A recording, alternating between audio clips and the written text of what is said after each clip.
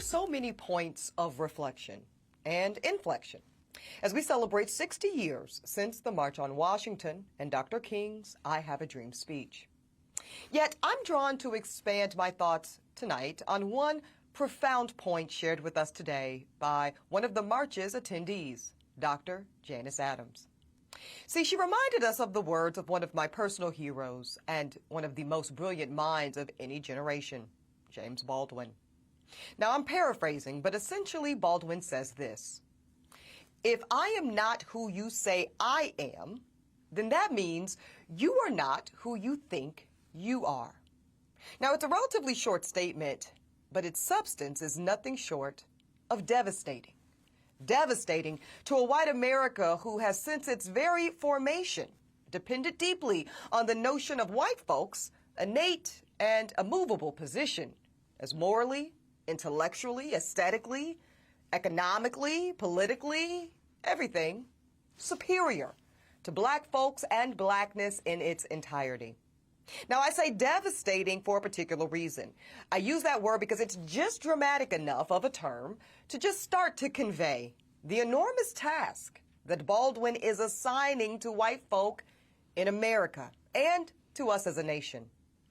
See, once either or both of those entities truly start to contend with the reality that we, as black folks, were never an N-word, when white America starts to reconcile and contend with the hostily accepted notion that black folks were never subhuman, we were never subordinate, we were never less than in the first place.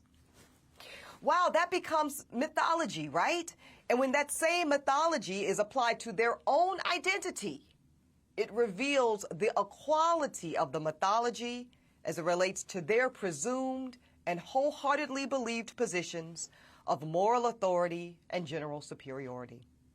Now, whether or not it's Baldwin, Dr. King, you, or even me saying it, the truth is that any time a black person threatens the collective belief and the historically accepted position of the default ranking of white life as highest in the order of lived existence, especially here in America, we are indeed initiating devastation.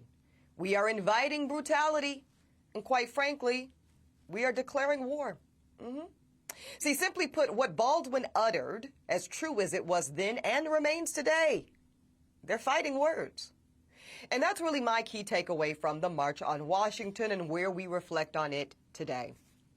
Y'all, we are still very much in war, in a battle, and in the very necessary fight of pushing back against an American way of life that silently, and by the way, the silent part is rather new, an American way of life that silently yet aggressively insists on black Americans remaining a permanent underclass.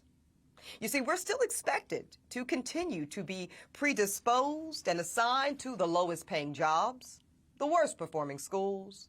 We're not ever really supposed to own a significant portion of the homes that we live in with our children or families. Nuh-uh. See, what an American underclass looks like is exactly what black America tends to look like today. It's the very reason that when COVID-19 hit, it was us that died the most. That was because most of us had those frontline jobs that we all applauded, but that would not allow us to work from home or socially distance. It's also the reason that we're kept in food deserts. It's the reason that we disproportionately suffer and die of heart disease, diabetes, and everything else that made us predisposed to the devastation of COVID. Now, I'm not interested in people pushing back on my argument and talking about the handful of examples of black wealth holders, Barack, LeBron. Yeah, we know them. But those of us who have happened to escape the nation's intended place for us are only exceptions to America's black rule. And as far as I'm concerned, I'm pretty sure Dr. King would agree, until we as a majority black collective hold legitimate wealth, own our homes, have appreciable generational assets, and everything else that comes with this bought and sold American dream, y'all, we're in the exact same movement that led us to the National Mall some 60 years ago.